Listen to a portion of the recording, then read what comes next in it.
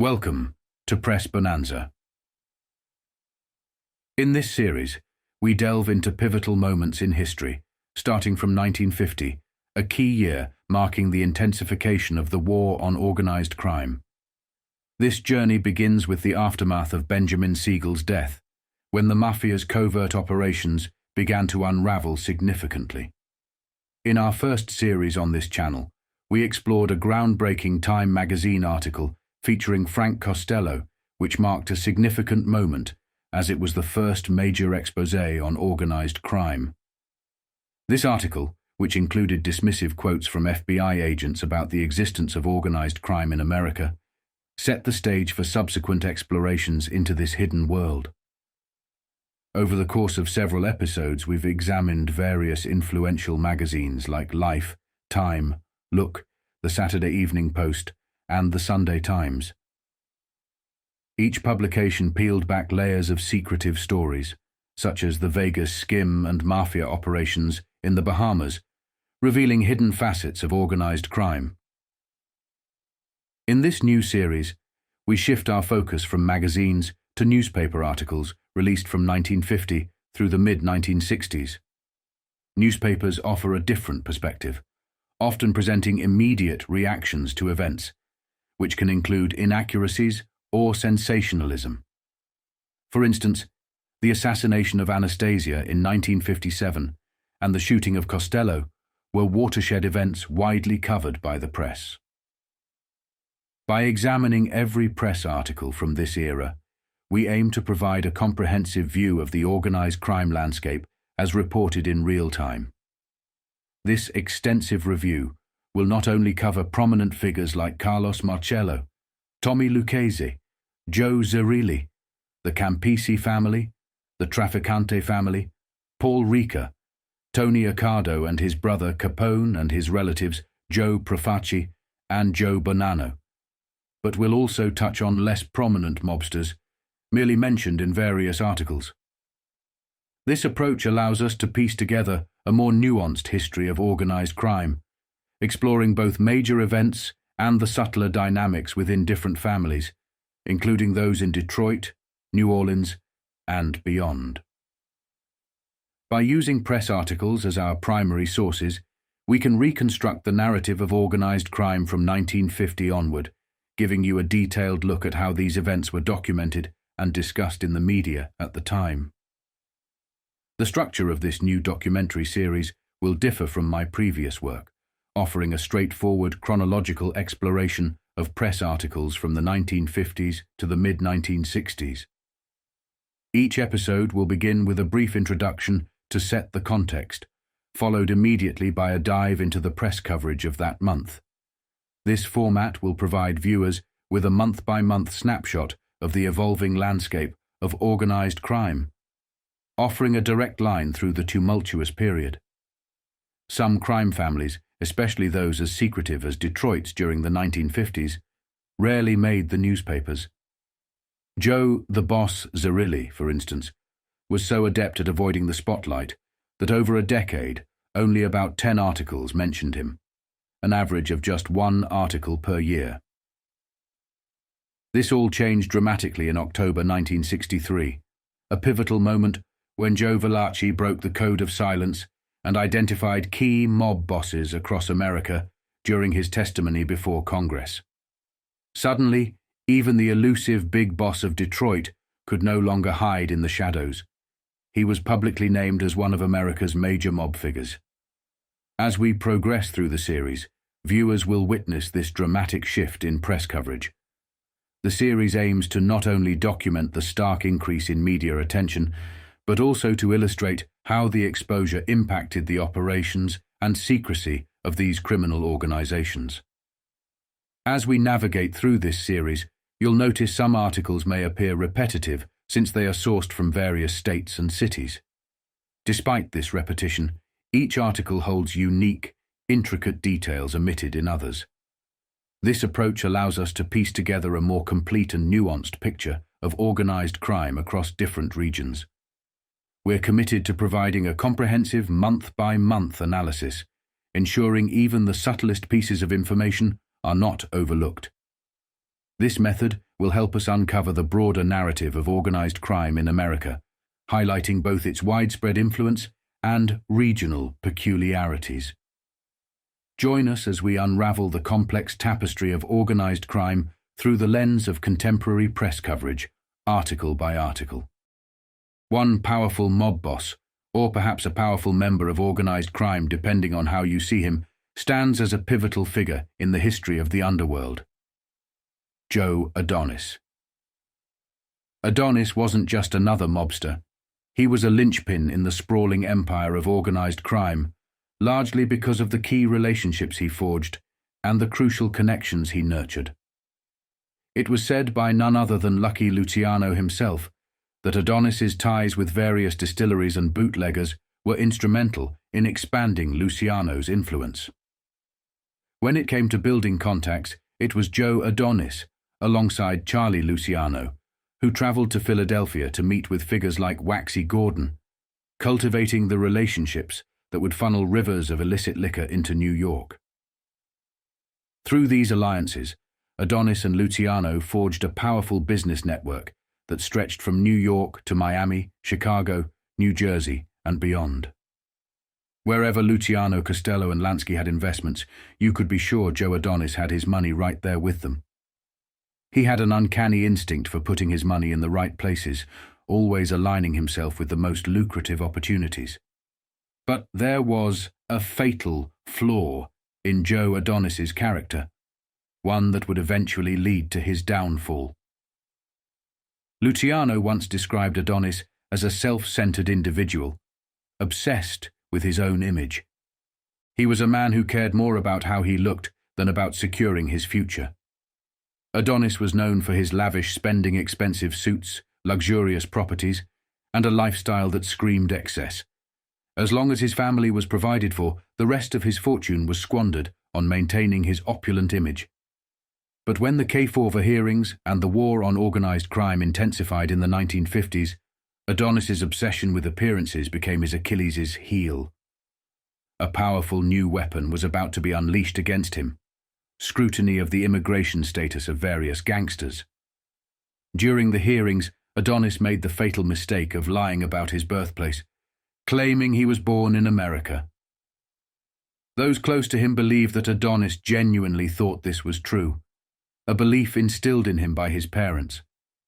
But with some diligent digging, investigators discovered that the address his parents had given was nothing more than a vacant lot. This blatant lie would become the very thing that led to his exile. By the mid-1950s, Joe Adonis was deported, banished from the country where he had built his empire. Yet, knowing his fate was sealed, Adonis began setting up various businesses overseas. His strong alliances with the Gambino family from Palermo and the Lucchese family, who were also from Palermo, were not severed by his exile. Instead, he used these connections to link up with his associates in New York, continuing to be a vital asset to the narcotics racket. Adonis didn't just fade away after his deportation. He pivoted to a new venture: drug trafficking. The money he had amassed during his time in the US was gone, squandered on his extravagant lifestyle. But within a mere 3 to 4 years in exile, he made a staggering $5 to $10 million in cash. He funneled this fortune into a private Swiss bank account, safe from the prying eyes of the authorities. The speed at which Adonis accumulated this wealth suggests one thing: he was deeply entrenched in the narcotics trade, a business that, despite its risks, was immensely profitable. And with his connections, it was a natural transition for a man who had always known how to position himself at the heart of power and profit. When Luciano was exiled and living in Italy, he received word from Meyer Lansky that Joe Adonis wanted to meet him in Switzerland. Lansky handed Adonis an envelope containing roughly $25,000, Luciano's monthly earnings. But when Luciano saw the staggering sum that Joe Adonis was about to deposit, somewhere between $3 to $5 million in cash, he was stunned. The sight of such wealth, accumulated so quickly, ignited a fire in Luciano. He demanded that Adonis accompany him to a private room where the two could talk away from prying eyes. Once inside, Luciano's temper flared. He confronted Adonis, demanding half of the money. Luciano reminded him that it was his contacts, his influence, and his power that had elevated Adonis to his current position. Without Luciano, Adonis would have been just another small-time player in the vast landscape of organized crime. Joe Adonis, while acknowledging the truth in Luciano's words, stood his ground. He admitted that Luciano had indeed helped make him who he was, but he also asserted that he had built his own fortune and that no one, not even Luciano, could lay claim to it. The argument marked a deep rift between the two men. The once strong bond between them was irreparably shattered, and Luciano, feeling betrayed, refused to speak to Joe Adonis ever again. They only crossed paths twice more, brief and tense encounters that were a far cry from their earlier camaraderie.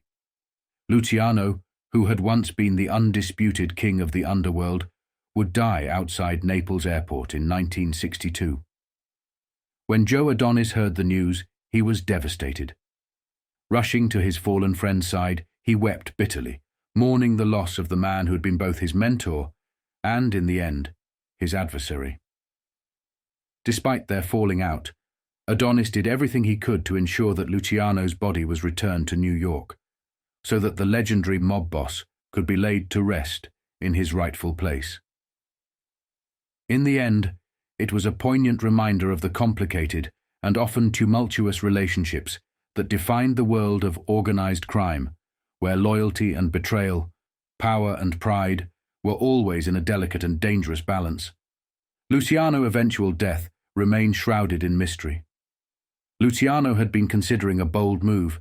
He wanted to write a book detailing his life, a project that the mafia vehemently opposed. When his attempts to pen his memoir were thwarted, Luciano shifted his focus to a different medium. He sought to create a movie about his life, another endeavor that organized crime would not tolerate. The mafia, already on edge with the Kennedys in the White House, and their relentless pursuit to expose the true power of organized crime, could not allow one of their own to pull back the curtain on their operations. On the day of his death, Luciano was supposed to meet with an author who was co-authoring the book he wanted to publish. It was a meeting that many believe sealed his fate. Rumors have persisted that Luciano's death was not a natural one, but rather the result of the mafia finally deciding to silence him for good. The timing was too coincidental, and the stakes too high, for it to be anything but deliberate. The 1960s were a turbulent time, with the Kennedy administration doing everything in its power to dismantle organized crime, and Luciano's potential revelations could have caused untold damage to the criminal empire he had once ruled. Joe Adonis, mourning his old friend, was unaware that his own death would come just 9 years later under equally mysterious circumstances. As Luciano's body lay in Naples, questions swirled about whether he had been murdered to keep him quiet. Similarly, when Adonis met his own grim fate, the underworld was left wondering what had really happened. The death of Joe Adonis, like Luciano's, was cloaked in secrecy, leading to endless speculation about whether the mafia had once again intervened to protect its secrets. The shadow of suspicion that hung over both their deaths was a stark reminder of the lengths to which organized crime would go to maintain its silence and power. Joe Adonis was living peacefully in Naples, Italy, but he remained deeply entrenched in the world of organized crime.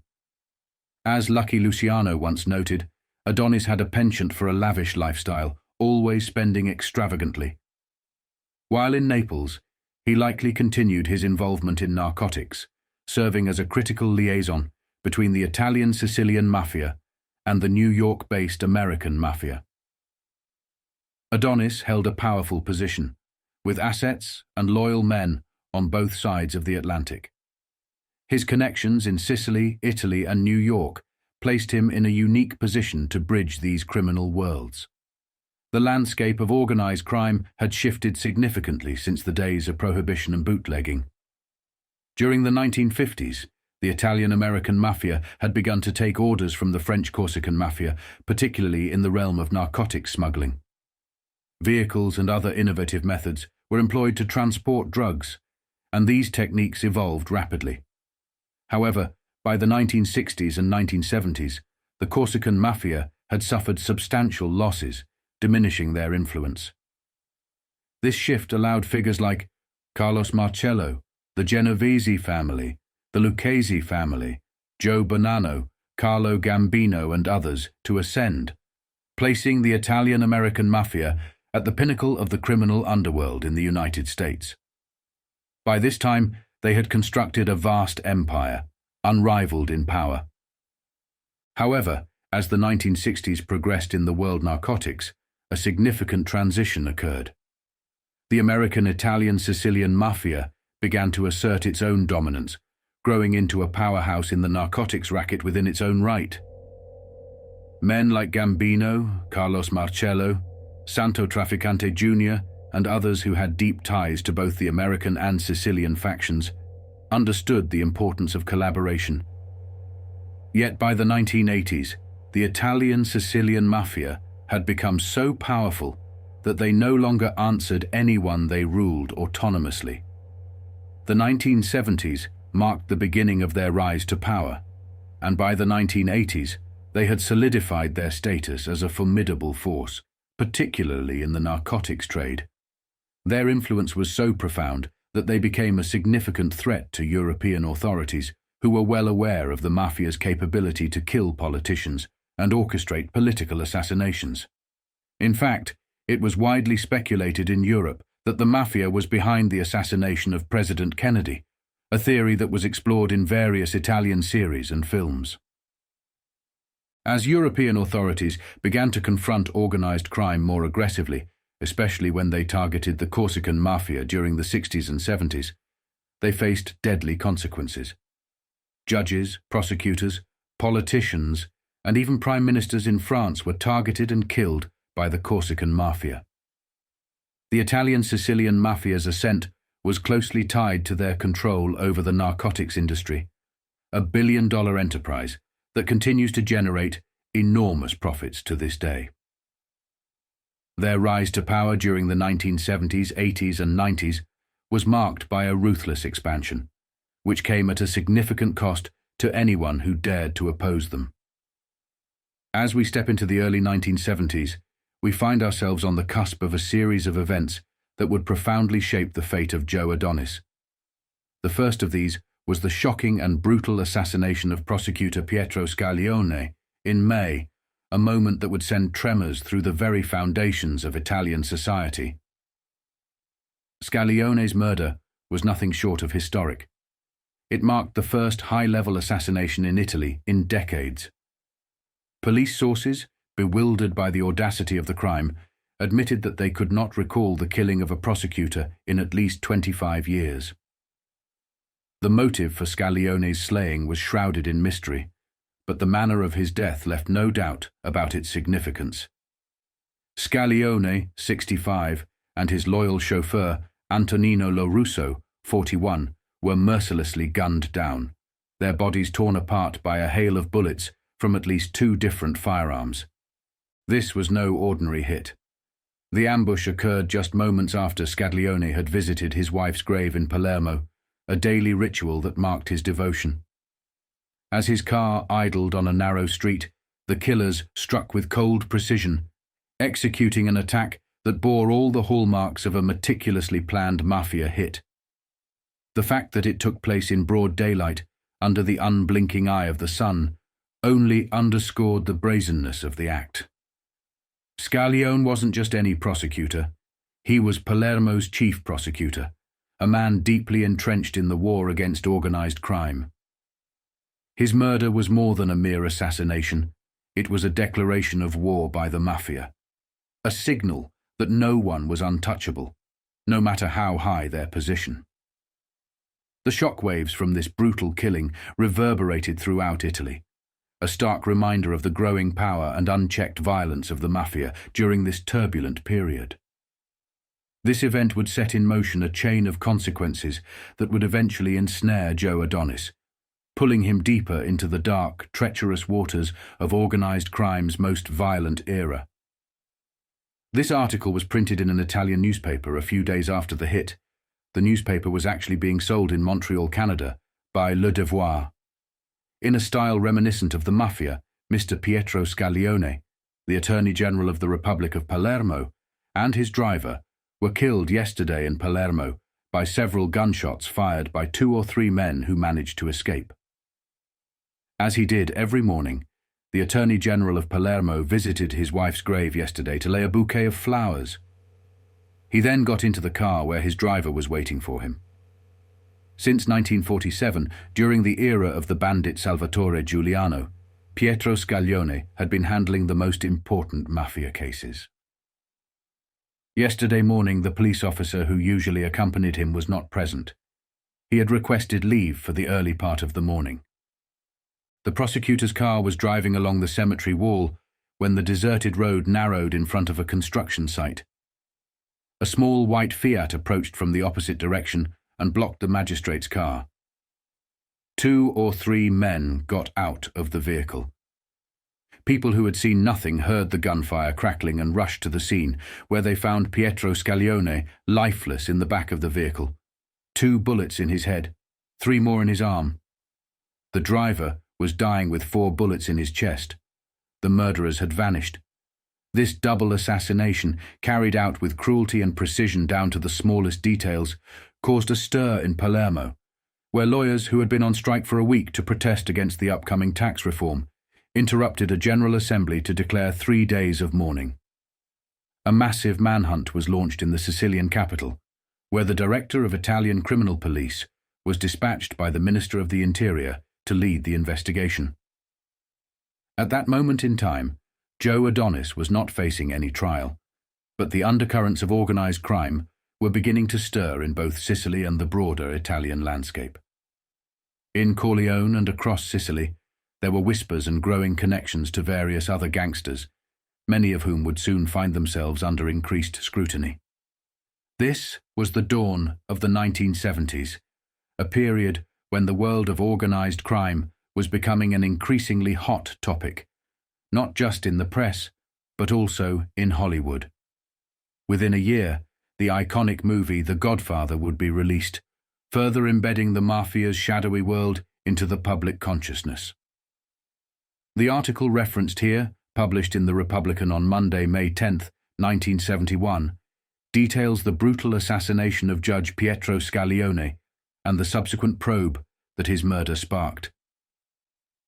This event was a watershed moment, shining a glaring spotlight on the world of organized crime in Sicily and throughout Italy.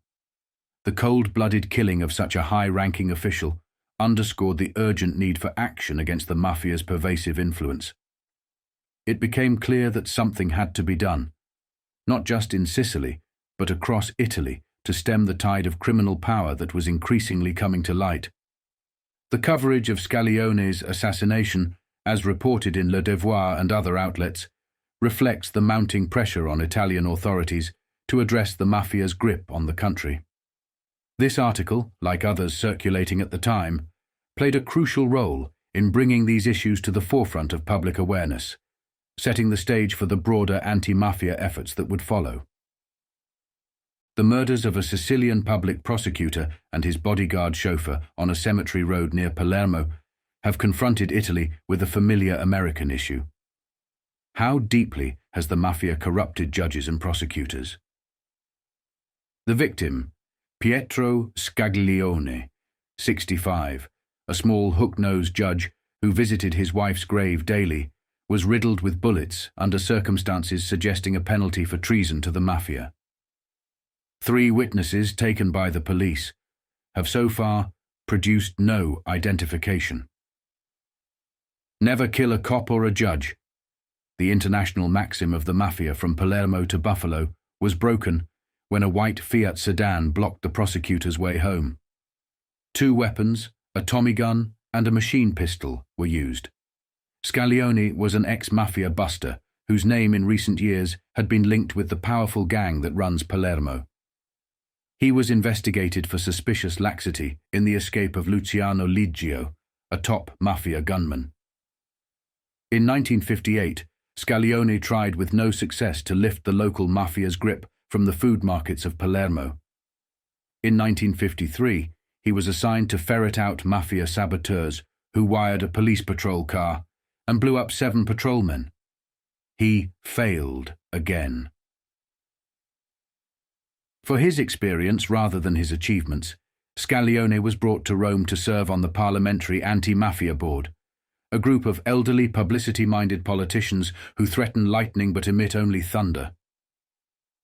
The easy escape of Liggio, the famous man without a face, a multiple killer now believed to be hiding in the United States, also occurred under his watch. Liggio rose to power as boss of one family in some 60 murders in Corleone, a town whose name was borrowed by Mario Puzo in The Godfather. Liggio was sentenced to life imprisonment in absentia last year for 2 murders. Scaglione, according to the chief of police of Palermo, put out a peculiar warrant for Liggio under which he could be arrested only if he were caught going back to his old hometown. Otherwise, he was free. This tender method of treating a killer on the loose was revealed when Liggio was arrested in defiance of this order. After being judged operable for a kidney condition by a prison doctor, the son of a reputed mafioso, he was moved with Scaglione's consent to Rome. Liggio was allowed in Rome to have as a visitor an Italo-American son-in-law of American mafioso rank, Coppola. His escape 17 months ago led to the investigation of Scaglione and to his temporary suspension from the judiciary. Scaglione denied that he had issued the dubious arrest order. On the verge of retirement, Scaglione was this year promoted and transferred to the mainland city of Lecce, in Italy's heel. The mafia, according to one theory, feared that he knew too much to be allowed out of their control and decided to silence him.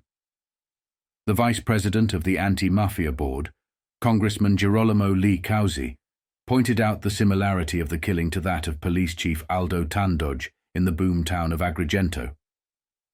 The chief was shot in the head in 1960 when he was just about to be transferred from the island. Tandoj was acquainted with the most horrible crimes, Lee Causi said, implying that Scaglione also was paying a penalty for his transfer away from Sicily.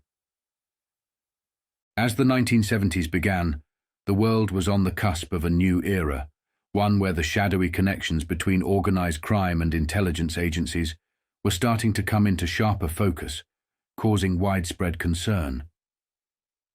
This was a time when rumors and stories began to circulate more prominently, particularly about the CIA's murky relationship with organized crime during the Kennedy administration. These stories often focused on the assassination attempts on Fidel Castro, but what many failed to grasp was that this relationship dated back much further to the invasion of Sicily during World War II. During that invasion, the CIA, recognizing the influence and power of the local mafia, enlisted various mafiosi as leaders of Sicily. From that point on, those mafia families solidified their control over the island, pouring their ill-gotten gains into real estate and tourism, while eventually dominating the narcotics trade. As the American mafia's power began to wane throughout the 1970s, the Italian-Sicilian mafia only grew stronger, expanding their reach and influence both in Italy and beyond. By this time, American authorities were also starting to question whether the same forces behind the high-profile assassinations in France and Italy might also be at play in the United States. The assassinations of John F. Kennedy, Robert F. Kennedy, and Martin Luther King Jr. during the 1960s had left the nation reeling, and the possibility that organized crime could have been involved was now a chilling consideration. The world of organized crime was under immense pressure as these power structures faced unprecedented scrutiny. The murder of Judge Pietro Scaglione in Palermo served as a catalyst for this intensified focus on the mafia, exposing the deep roots of corruption and violence that had allowed these criminal empires to thrive for so long. The ensuing crackdown was severe. By June, many of these mobsters, particularly those with ties to the American mafia, were facing a new form of deportation banishment to isolated islands where they could be kept under constant surveillance. This was a time of great upheaval for organized crime. The once unassailable powerhouses of the mafia were now under siege, their secrets threatened by the relentless pursuit of justice. In a desperate bid to maintain control and silence those who knew too much, murders were carried out not just in America, but across the globe. The assassination of Scaglione was a stark reminder of the lengths to which these criminal organizations would go to protect their interests, even as the world around them was rapidly changing. Rumors swirled like wildfire following the prosecutor's murder, each more chilling than the last. Some whispered that the hit was ordered by the very criminals on trial, a brazen declaration that they were untouchable, that their power was absolute, and anyone who dared challenge them would meet a similar fate. Others speculated that rival factions orchestrated the assassination, aiming to further incriminate those on trial by painting them as the ultimate villains in this bloody saga. One speculation that circulated was that the prosecutor had been in cahoots with organized crime, using his position to gain power until he eventually betrayed them, sparking their wrath. Some even suggested that his murder was a calculated move to tarnish his reputation, as a dead prosecutor could easily be painted as someone who had been corrupted by the very criminals he sought to prosecute. The mafia, ever cunning, fueled this narrative by spreading rumors and misinformation, further muddying the waters. But as time passed, the truth gradually came to light. It was revealed that the prosecutor was, in fact, an honest, hard-working man, deeply committed to the fight against organized crime. His death was not the result of some sordid double-dealing, but rather a tragic end for a man who had dedicated his life to bringing justice to a corrupt and dangerous world. The prosecutor's death wasn't just a tragedy. It was a seismic shift, a harbinger of chaos. Assassinations like this had been plaguing Italy, a grim reminder that the country's underworld would stop at nothing to protect its own. Each killing unleashed a torrent of public outrage, turning the tide against the reigning crime bosses, whether they were guilty or merely in the wrong place at the wrong time. In the midst of this uproar, the authorities decided to do something unprecedented, something that would send shockwaves through the criminal underworld. They planned to take some of the most notorious, most dangerous gangsters and exile them to a remote, desolate island. This wasn't going to be a prison in the conventional sense. These men would have some freedom of movement, a semblance of social interaction. But make no mistake, they were being banished to ramshackle huts in the middle of nowhere, cut off from everything and everyone they knew. These places were so remote, so unheard of, that even the mafiosi had never imagined such desolate corners of the earth existed. And then, just weeks after the prosecutor's murder, the first wave of mobsters began to vanish, spirited away to these forgotten islands. This article delves into the chilling details of what happened next. 16 reputed big shots of the mafia began a dreary exile Tuesday on this barren rock island, 100 miles off the coast of Africa. Almost all were seasick during the rough overnight boat trip, 150 miles south from Sicily. They were also heartsick when they saw their bleak new home for the indefinite future. "There ought to be good fishing here anyway," commented Angelo La Barbera, who has survived 4 bullet wounds in 2 mafia gang shootouts. "I'll have my friends down here this summer to enjoy it." Many sounded gloomier than that, though resigned to it all. "I've travelled around the world a lot," said one of the exiles, "but I never even heard of this place, Linosa." Linosa is a long, narrow bit of volcanic rock jutting out of the mid-Mediterranean in the Pelagi Islands in the Sicilian Channel, just a bit farther south than Malta. A sultry wind off the Sahara whips the tiny island incessantly with its black volcanic dust. It has no water except what is brought in by tankers. The exiled mafia chiefs will be housed in an old army barracks. "It is an injustice, that's what it is," protested Rosario Mancino. I'm at an age where I need a bit of comfort. We didn't deserve anything like this, another said. We've been acting like gentlemen, and we should be shown at least some consideration. The 16 were rounded up Monday and shipped here unexpectedly from towns all over northern Italy, where they had been in isolation for 1 to 5 years. They had been exiled from their old Sicilian stamping grounds to unfamiliar haunts in the north, in an attempt during recent years to break up the mafia crime organization by scattering its leaders. But a new crackdown came after May 5th, when mafia killers gunned down Pietro Scaglione, the chief state prosecutor, in a daylight shooting on a Palermo street.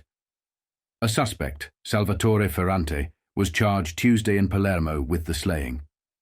4 others are being sought. No reason was given for the mafia boss's transfer to exile here. Some recalled the suggestion of Professor Virgilio Titone, Dean of Modern History at the University of Palermo, who recently advised, "The mafia should be exiled to some of our little islands. Put them together there, where they probably will wipe each other out." June was a pivotal month, not just for the underworld, but for anyone caught in the crosshairs of a rapidly shifting political landscape. It wasn't only the American gangsters who felt the heat. Even the deported kingpin Luciano found himself unwittingly thrust into the maelstrom of Italian politics when he was deported in the 40s as well as during the 50s.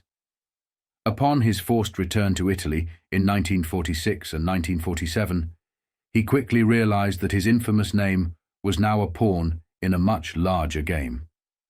Politicians, eager to bolster their own power, seized the opportunity to crack down on organized crime, especially high-profile figures like Luciano and later Joe Adonis, to draw attention and win favor with the electorate. The timing of the prosecutor's murder on May 5, 1971, could not have been more consequential.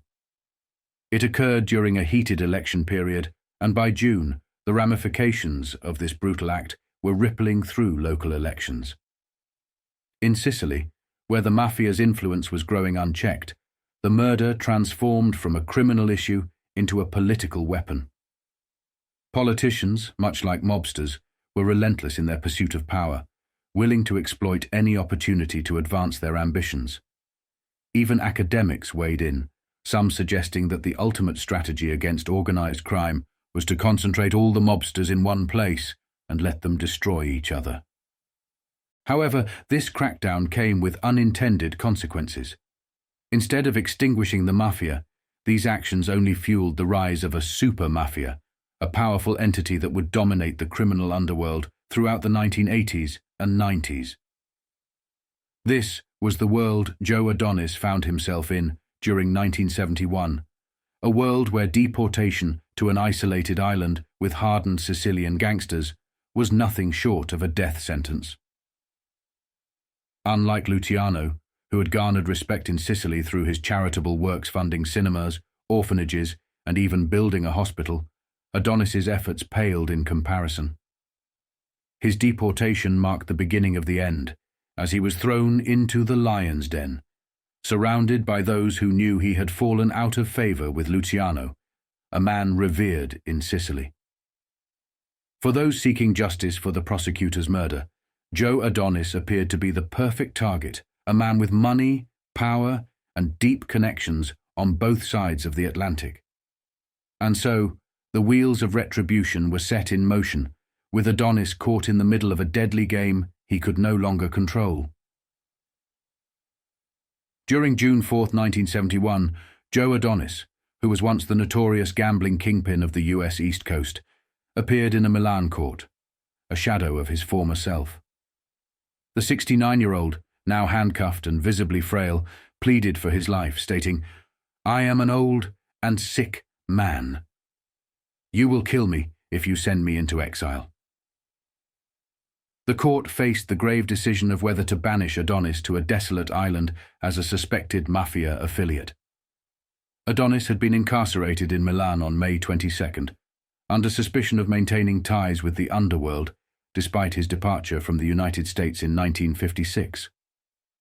In a bid to avoid imprisonment, he claimed to be suffering from heart disease, but a medical examination confirmed he was fit enough to be held. Now he stood before the court, facing the terrifying prospect of a lonely and likely fatal exile. On Saturday, June 5, 1971, an article published on page 10 of a Victoria, British Columbia newspaper cast a spotlight on the escalating tension surrounding mafia activities in Italy, particularly focusing on the forced exile of mafia leaders to remote islands. The report delved into the profound impact these deportations had on local communities, as entire towns grappled with the absence of influential figures who had once wielded considerable power. The article also explored the mafia's reaction to their newfound isolation, revealing a mix of desperation and defiance among the exiled leaders. These deportations marked a significant turning point, not only for Italy's justice system, which was determined to break the mafia's stranglehold on the country, but also for the international criminal landscape. The isolation of these powerful figures disrupted long-standing criminal networks, forcing the mafia to adapt and evolve in the face of relentless pressure from law enforcement. The article highlighted the broader implications of these actions, suggesting that while Italy was making strides in its battle against organized crime, the repercussions would be felt far beyond its borders. With the departure of nearly all its 200 residents, many leaving its shores for the first time in their lives, Italy's Aeolian island of Filicudi has acquired the dubious distinction of ranking among the least loved islands in the world. Remaining on this craggy 10-mile spit of volcanic land, which has no electricity or road lights and only one telephone, are the local doctor, already packed to go, 2 or 3 elders on their deathbeds, 15 Sicilian mafia chiefs who have just been deported there, and 500 soldiers and policemen serving as their angeli custodi, or guardian angels. As these representatives of the law can't wait to go home, and the 15 mafia chiefs say they would much rather go to jail than stay where they are, Filicudi's popularity rating seems to be hitting 0.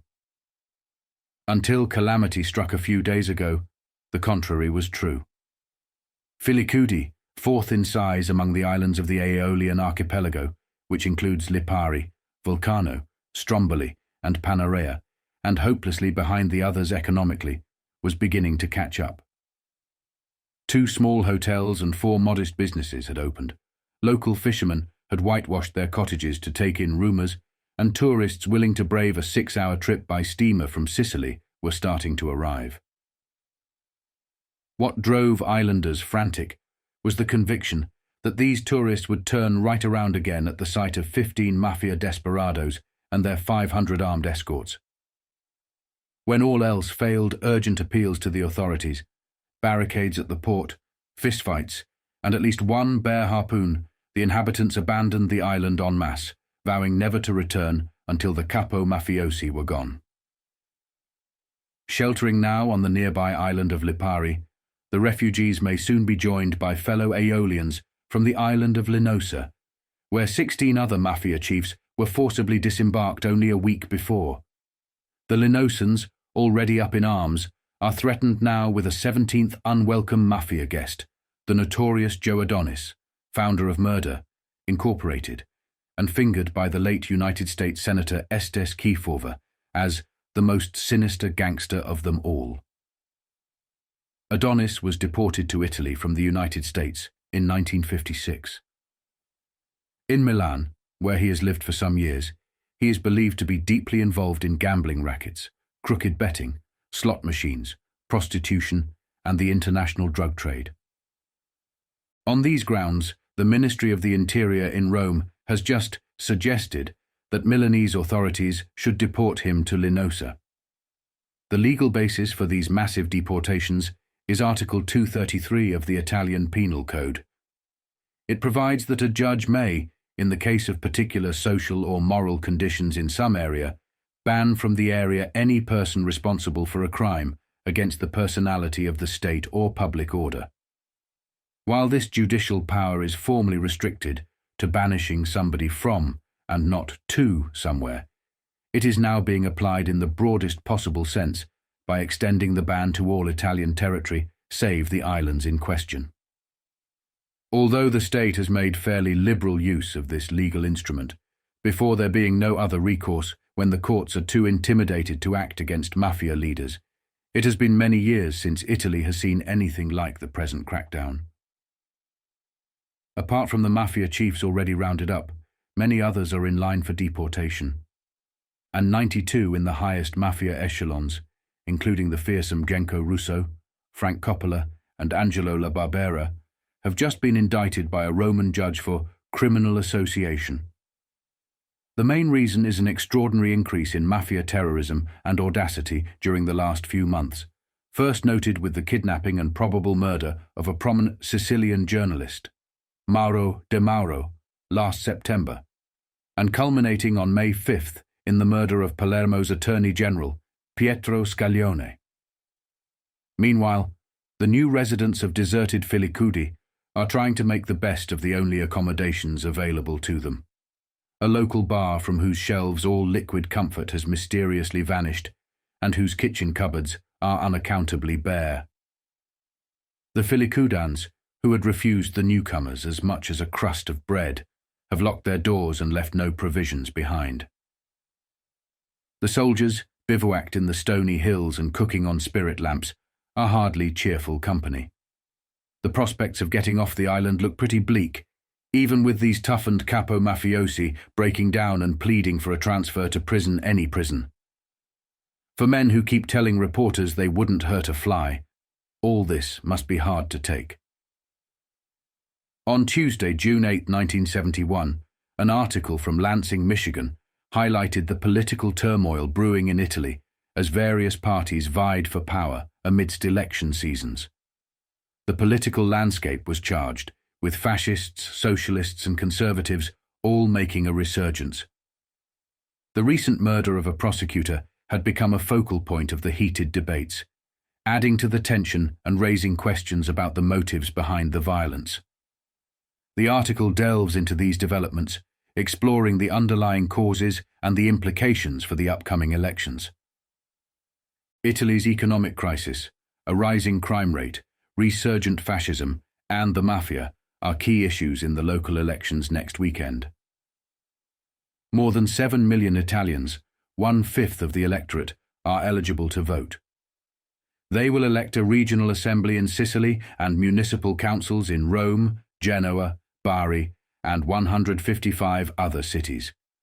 In Rome, the Communists hope to erode the slim lead held by the Christian Democrats and fulfill their long-standing dream of becoming the city's largest party. Overall, the elections are a test for Premier Emilio Colombo's centre-left government coalition, formed after a crisis last August. The coalition of Christian Democrats, Marxist socialists, and moderate democratic socialists has been running the region of Sicily and most of the electoral cities, including Rome. A poor showing by one or more of the alliance partners could provoke a collapse of Colombo's cabinet. Its foundations are shaky because of rivalries between the parties and among factions within them. These elections come at an extremely complicated and delicate time, Colombo said at a rally in Rome. There are many factors for concern and even perplexity and distrust. The staggering economy, disruptive strikes and rising prices are key issues in the campaign. All parties are discussing the need to save the nation. Bombings and violence by young extremists, both rightist and leftist, have sporadically broken out during the campaign. Rock-throwing leftists drove Mayor Clelio Darida, a Christian Democrat, off a Rome podium. The murder of a 14-year-old girl in Genoa, a rash of hold-up shootings, and several bold mafia murders have made crime a central issue. The neo-fascist party, the Italian social movement, is appealing to the backlash vote. "Our courage is your salvation," reads one of its posters. One communist slogan states, "The Christian Democrat Party means disorder. Order and social progress mean communism." The neo-fascists rode backlash sentiment to a gain of nearly 1 percentage point in last June's nationwide election for regional assemblies, reaching 5.2%. The Christian Democrats lost nearly 1 percentage point, falling to 37.9%. The Communists failed to make gains in a major election for the first time since World War II. Two anti-Moscow communist groups are running separate tickets in Rome. A breakaway group called Manifesto is advocating for a blank ballot. These groups are not large, says a top communist leader, Pietro Ingrao. But each vote lost to us is a giveaway to the Christian Democrats and the right. In Sicily, which has had 7 governments in 5 years, the most explosive issue is the mafia. The murder of Palermo prosecutor Pietro Scaglione on May 5th has triggered a new crackdown on the underworld society. On Monday, June 14, 1971, an article from New York, brought to light the ongoing exile of mafia suspects to the remote island of Filicudi, Sicily. This report offered a glimpse into the harsh realities faced by these once powerful figures, now confined to a barren and isolated existence far removed from their former lives of influence and luxury. The article detailed their growing frustrations as the mafiosi struggled to adjust to their stark new environment, cut off from the world they once controlled. The local islanders, too, were grappling with the sudden arrival of these notorious figures. Many protested their presence, fearing that the island's tranquility would be shattered by the tensions brewing between the exiled men and the authorities responsible for their containment. The story delved into the broader implications of this forced isolation, examining how it not only strained relations between the mafiosi and law enforcement, but also disrupted the lives of the island's residents. The situation on Filicudi was emblematic of the Italian government's intensified efforts to break the mafia's grip on the country, yet it also underscored the complexities and unintended consequences of such drastic measures. 15 mafia suspects, who once allegedly held the power of life or death over all who defied them, are learning to rough it these days on this blazing hot island of goat herders and fishermen. Exiled from the mainland of Italy to this tiny, treeless island of 3.5 square miles, located 31 miles north of Sicily, they cannot even order a glass of brandy or a plate of fresh meat. The islanders refuse to serve them. They must cook for themselves, do their own laundry, and sleep as many as 4 in a room. They are restless, growling and grumbling. But it's the roar of toothless lions. Reputed to be powerful mafia chieftains, they were rounded up and unceremoniously bundled onto this island on May 26th, following the brutal killing of Sicily's chief public prosecutor, Pietro Scaglione. When I landed here yesterday aboard an inter-Iceland ship, many of the so-called mafiosi were at the dock, waiting to see one of the 3 weekly events: the arrival of a ship from the island of Lipari, the largest of the Aeolian group to which Filicudi belongs. The other 2 events are the arrivals of 2 other scheduled boats. They scurried off when I spoke to them. The most famous of the group didn't even emerge from the hotel room he shares with 3 others. He is Johnny Bonventre, a 70-year-old Italo-American who is alleged to have attended the 1957 Appalachian Crime Conference in New York State. When I learned which room he was in, I slipped into it from a balcony leading from another room. "Mr. Bonventre," I said to him in English, "I am the New York Daily News correspondent in Italy. You are well known in America. What do you have to say about being exiled to this island?" "What do I have to say?" he snapped back in Italian. "Basta. I have had enough of injustices, and this is one of the worst bits of injustice ever inflicted on me. I have had enough of it. It's up to here." He put the back of his right hand under his chin and flicked the hand upward in an angry gesture. "I refuse to speak to the press. Whatever I might say would be twisted and turned against me. I have had enough, I tell you. Basta, basta, basta," he shrieked. "Now get out." He came toward me menacingly. His 3-bedroom companions quickly slipped in between us, saying, "Giovanni, take it easy. Take it easy." I then left the room. When I first landed from the ship, 3 of the exiled group were busy doing their laundry. When my photographer approached to take a picture, they fled. One of the alleged mafiosi told me later, "They are strong men. They don't like to be seen doing women's work." Most of the 200 islanders who had left 2 days after the mafiosi arrived as a protest against their being sent to Filicudi returned on the same boat with me. They didn't speak to the exiled men as they passed them on the dock.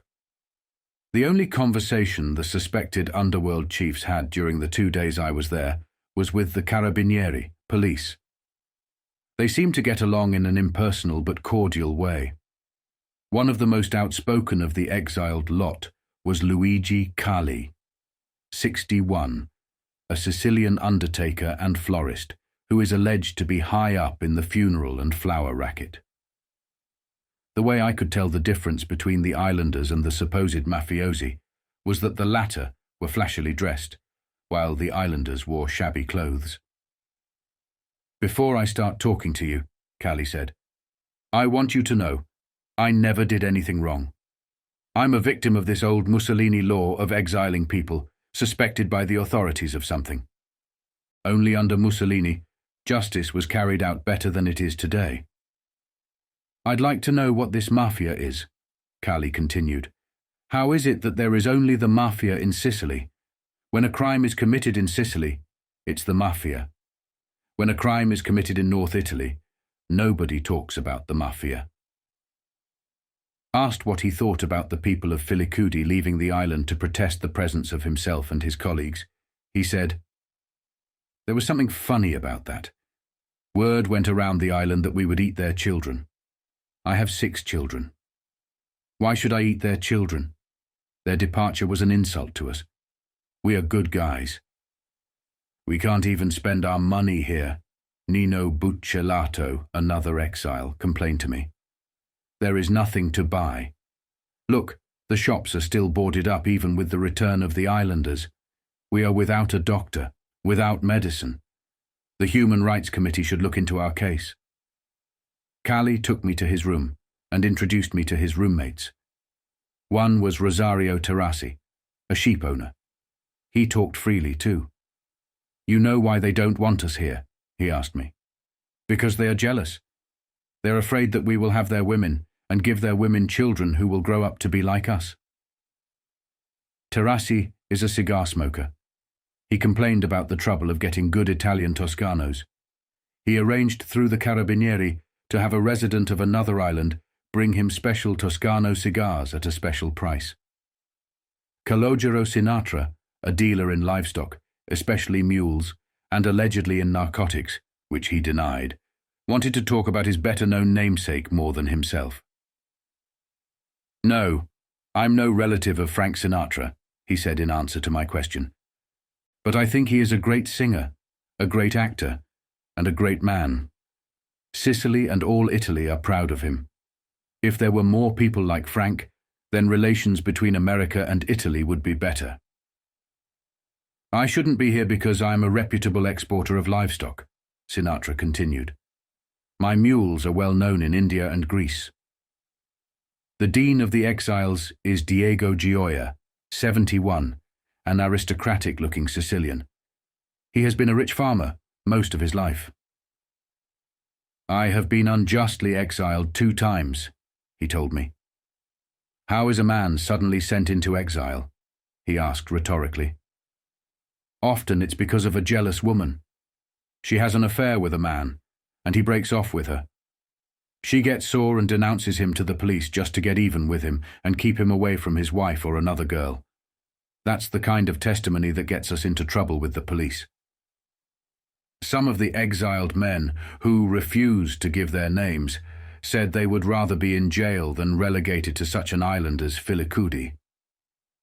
In jail, one said typically, we at least would have movies, TV, and be able to receive visitors.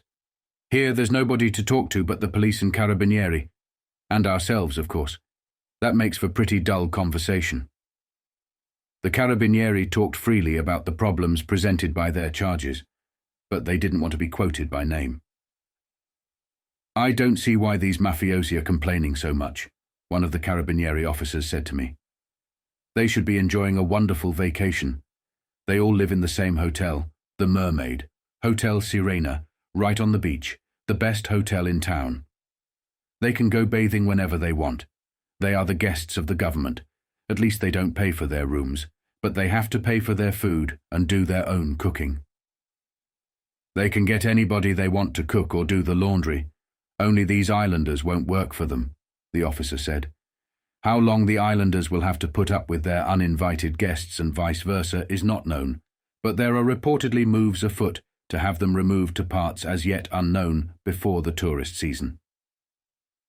On June 20th, 1971, more than a month after the brutal murder of Pietro Scaglione, Palermo and Sicilian authorities offered a substantial reward of $31,000 to anyone who could solve the case or bring the perpetrators to justice.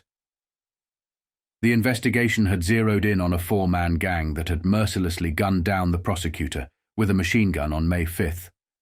Palermo, a city teeming with mobsters, was under the shadow of one of the most infamous crime bosses of the time, Carlo Gambino. Though Gambino ruled over a vast criminal empire in New York, his roots ran deep in Palermo. Another close friend was also from Palermo. His name was Tommy Lucchese. On Friday, June 25, 1971, an article from Ottawa, Ontario, Canada, delves into the escalating tensions surrounding Italy's efforts to crack down on the mafia. The piece highlights the recent exile of notorious mafia bosses to remote islands, the backlash from local communities, and the broader implications for Italy's ongoing battle against organized crime. With elections looming and the mafia's deep-rooted influence under scrutiny, the article explores the challenges faced by Italian authorities as they strive to dismantle the mafia's power and restore order. Mafia bosses, accustomed to the servility of those they push around on their own ground, have been discovering what it is like to be pushed around themselves. Two groups of them have been rounded up and shipped from the Italian mainland to isolated islands, where they may feel like Napoleon, but won't get much chance to behave like him. The first group was exiled to Linosa, halfway between Malta and the Tunisian coast. The normally placid citizens there are openly hostile to their unwanted guests and are threatening not to vote in important elections next month unless they are removed. The second group was put on Filicudi, near Sicily, where the islanders are not only resentful, but actually clashed with police in an attempt to prevent them from bringing the undesirable mafiosi ashore. The authorities' aim, of course, is to neutralize the gangsters by keeping them as far away as possible from their natural stamping grounds.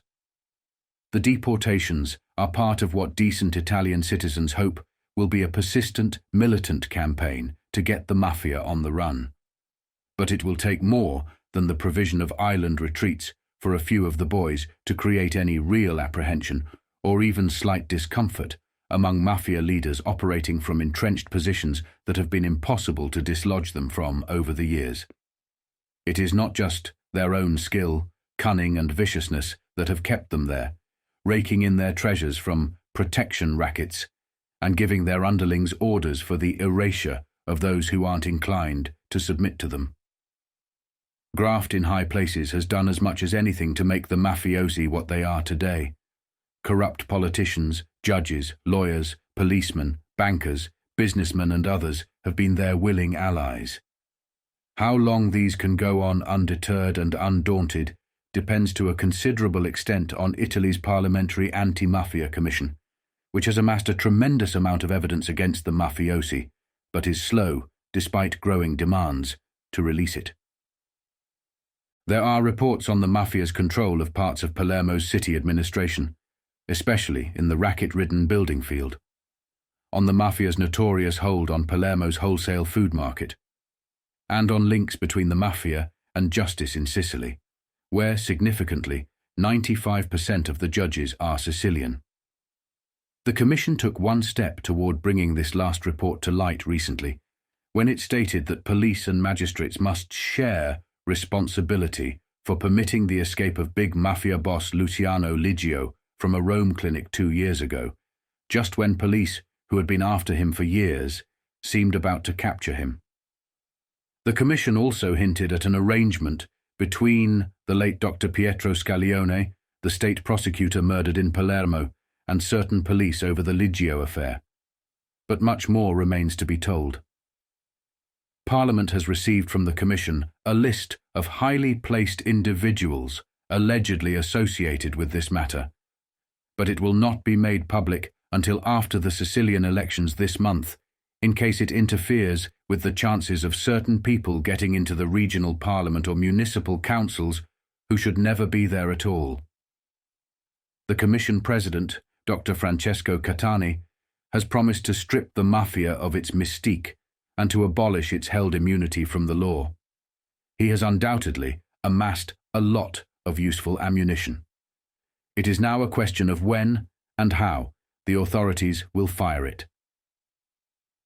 The situation was becoming increasingly tense, especially as New York mobsters, including Russell Bufalino, Carlos Marcello, and Gambino himself, faced the looming threat of deportation.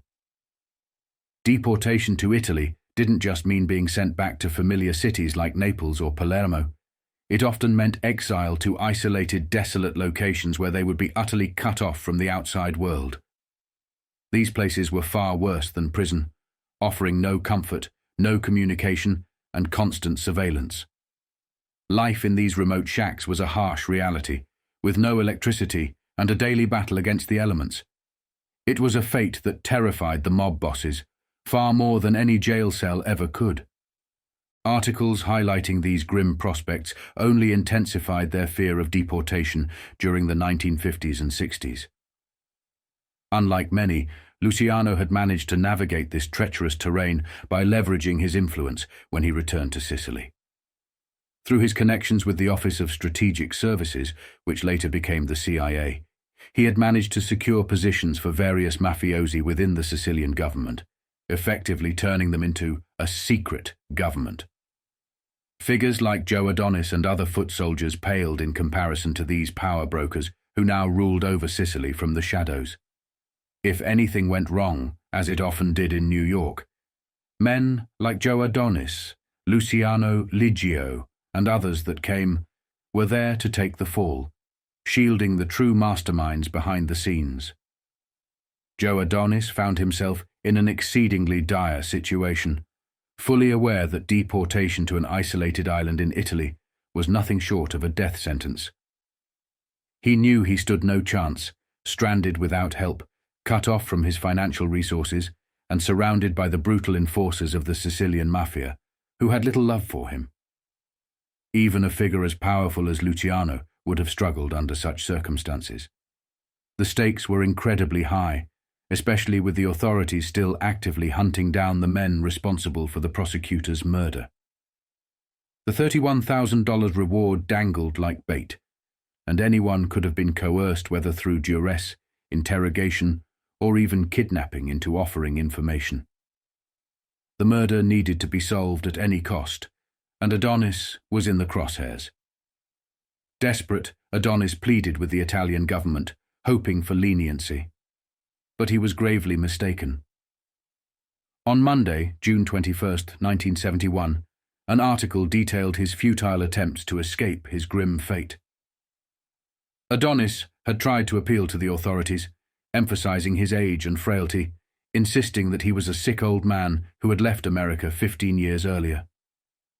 He even attempted to distance himself from his past, but the shadow of his criminal connections loomed large, particularly the 1956 murder of Angelo La Barbera, a reputed boss in the Italian underworld, a crime that only deepened the authorities' resolve to deport him. It's unclear whether Adonis reached out to his associates in New York, such as Carlo Gambino or Russell Bufalino, for help. Both men had significant connections in Italy, particularly in Palermo, but their influence was limited. They were also under intense scrutiny from the Justice Department in the US, and any overt effort to assist Adonis could have drawn unwanted attention and further incriminated them. Thus, it's possible that they chose to let the situation unfold without interference, unwilling to risk their own safety for Adonis's sake. Ultimately, Adonis was left to fend for himself and the outcome was inevitable: he was deported. This was a far cry from the days of power and influence those men like Adonis and Luciano once enjoyed. During the 1950s, as Luciano's wife was battling cancer, he found himself in a desperate situation. Despite his once vast wealth, the changing tides had left him financially strained. Luciano reached out to John Adonis, who was banking large sums of money in Switzerland at the time, hoping his old friend might lend him some cash to secure the best treatment and provide his wife with a comfortable living situation. Both men were accustomed to a life of luxury, but those days were fading.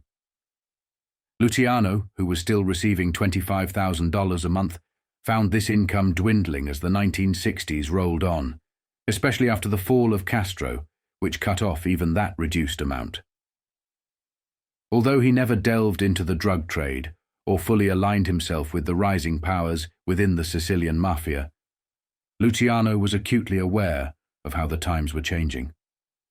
He knew that deeper involvement would only compromise his family, especially his ailing wife. His ties to the Sicilian mafia were primarily through legitimate businesses and small ventures on the black market, but he never fully committed to the more dangerous and evolving criminal enterprises that were taking over. Luciano remained connected to his American contacts, often facilitating business with Italian gangsters, political figures, lawyers, doctors, and other influential figures. He knew the big guns who ran entire cities and regularly met with them, discussing matters both personal and professional. However, these were not the dons of the 1960s and 70s. They were old-school mafiosi who adhered to a code of honor and took pride in their contributions to their communities. Luciano admired these men, often referring to them as stand-up and honorable, true men of honor. But as time passed, these honorable men began to fade, many prosecuted or pushed aside by the new breed of criminals who were far more ruthless and profit-driven. The new generation of mafiosi were heavily involved in sex trafficking, narco-trafficking, money laundering, real estate scams, tourism, murder-for-hire schemes, extortion, kidnapping, and political assassinations. These activities began to shake the very foundation of Italy, transforming the mafia from a secretive, somewhat romanticized society into a brutal and relentless criminal empire. The changes were stark, and Luciano, before his death, who had once been at the pinnacle of this world, briefly watched as the honor he once revered was replaced by a more vicious and cutthroat reality. This seismic shift was underscored just a few years earlier when Joe Valachi, a former mobster turned government witness, came forward, revealing the existence of a powerhouse criminal organization in America, one that was increasingly intertwined with the families in Italy. The revelations sent shockwaves through the criminal underworld, exposing the deep connections and the sprawling influence that these crime families wielded on both sides of the Atlantic. In this new era, the old codes of honor were dying, replaced by a ruthless pursuit of power and wealth that left no room for the values that men like Luciano once held dear. The article paints a vivid picture of Joe Adonis's desperate pleas, highlighting how isolated and vulnerable he had become. Despite his protests and claims of ill health, the authorities were unyielding, and Adonis was sent to face his fate, alone and far from the world he once controlled. The last chapter of Joe Adonis, a one-time alleged gambling king, may be written in an obscure town on the Adriatic Sea. An Italian court in Milan has exiled the former Fort Lee man, now 69, due to his suspected gangland connections. A court order issued on Saturday will send Adonis, whose real name is Giuseppe Dotto, to Serra Ancona this week. 15 years ago, Adonis left Fort Lee for Italy under a deportation order. He had been convicted a year earlier in 1955 of lying about being born in Passaic when he was actually born in Italy and was never naturalized. Since his arrest on May 22nd, Adonis pleaded with the Italian court, stating, "I'm a sick old man. If you send me into exile, it will kill me." The Milan court had considered sending him into exile with 18 underworld suspects on the barren Aeolian Isle of Linosa, or with 15 others on the Isle of Filicudi. In the 1950s, Adonis was described by the late Senator Estes Kefauver as one of the most astute and dangerous gangsters in the United States.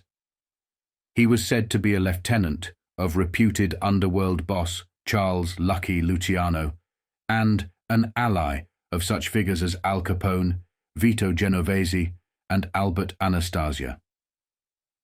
Joe Adonis was living a lavish lifestyle in Milan, enjoying the comforts that came with his wealth and influence. In contrast, when Luciano was residing in places like Lercara Fridi, Naples, or Taormina, he was always closely tied to Sicily and maintained strong connections with the local mafia.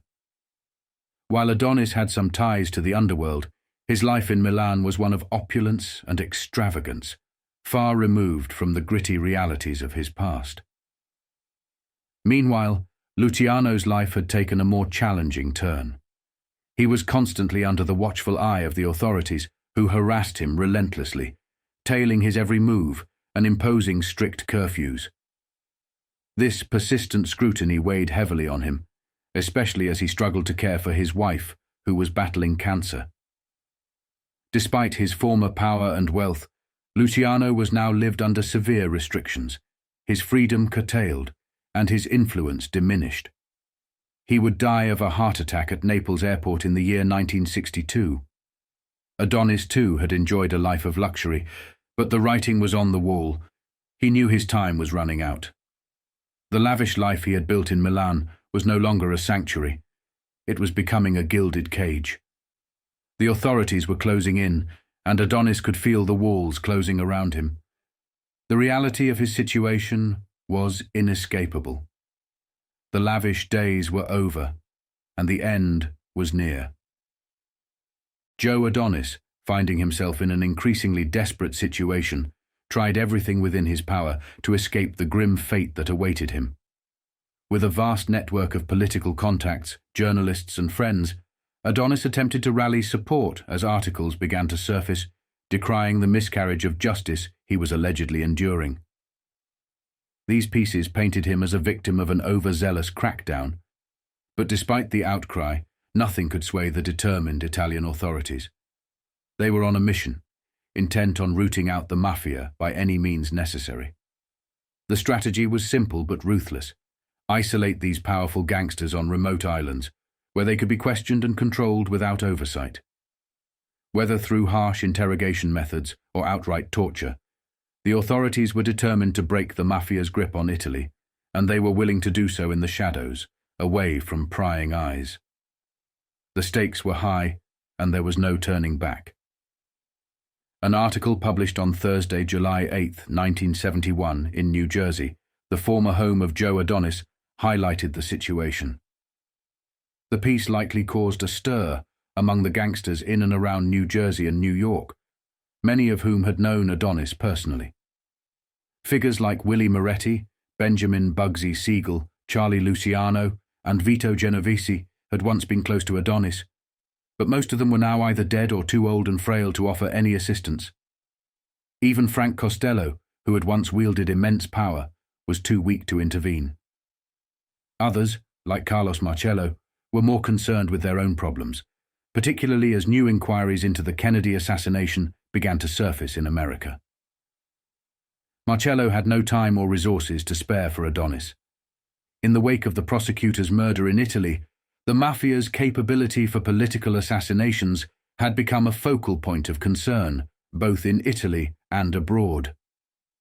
The article serves as the final account of Adonis's plight, painting a picture of a man who had once been at the height of power, but was now abandoned by his former allies and left to face the consequences alone. This final chapter marks the end of the story for Joe Adonis, as his life spiraled into tragedy. The mysterious circumstances surrounding his death would later become a subject of intrigue and speculation, a testament to the shifting tides of power within the mafia and the relentless pursuit of justice by the authorities. Next, We will delve into the complex web of mafia influence in Palermo and unravel the enigmatic events leading to the death of Joe Adonis. Joe Adonis was quoted by a Burgeonite in a position to know, saying, "It's only money." What Joe was referring to in this case, according to the same source, was a matter of a small loan to a needy associate.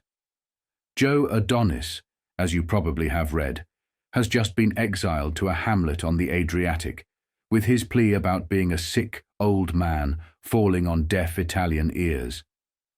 Joe was deported to Italy in 1956 as an alien who had lied about his birthplace, and we'll talk about that a little later.